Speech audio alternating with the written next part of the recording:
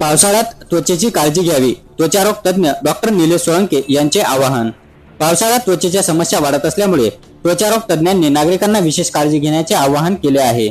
दमट हवामानामुळे बुरशीजन्य आणि विषाणूजन्य संसर्गांचा धोका वाढतो, ज्यामुळे विविध प्रकारचे त्वचेचे आजार होऊ शकतात, असे डॉक्टर सोळंके यांनी सांगितले।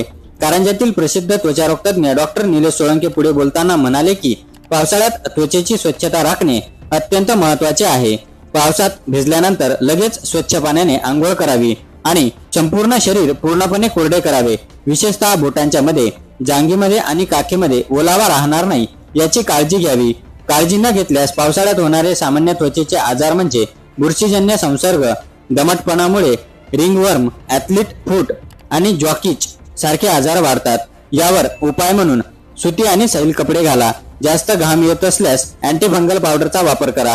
पावसाचे पाणी दूषित असल्यामुळे त्वचेवर लाल चट्टे किंवा रॅशेस येऊ शकतात। अशा परिस्थितीत पावसात भिजणे टाळा आणि त्वचेला खाजवू नका। डॉक्टर सोळंके यांनी पुढे सांगितले की जर तुम्हाला त्वचेवर कोणताही गंभीर त्रास होत असेल, तीव्र खाज येत असेल किंवा पुळ येत असेल तर घरगुती उपाय करण्याऐवजी त्वरित डॉक्टरांचा सल्ला घ्या। वेळेवर उपचार घेतल्यास आजार लवकर बरा होतो आणि त्याचा प्रसारही थांबतो। पावसाळ्यात आरोग्यदायी राहण्यासाठी वैयक्तिक स्वच्छतेकडे लक्ष देणे आणि डॉक्टरांनी दिलेल्या सूचनांचे पालन करणे महत्त्वाचे असल्याचेही त्यांनी सांगितले। Hello, this is doctor Solanke. आज आपण वगैरे डिस्कस करणार आहे वातावरणाचे इफेक्ट होणारे स्किनवरचे परिणाम वगैरे। याच्यामध्ये सगळ्यात मेन ह्युमिड वातावरणामुळे आपल्याला घाम वगैरे जास्त जातं वगैरे, घामामुळे आपल्याला फंगल इन्फेक्शन वगैरे खूप कॉमनली राहतं वगैरे।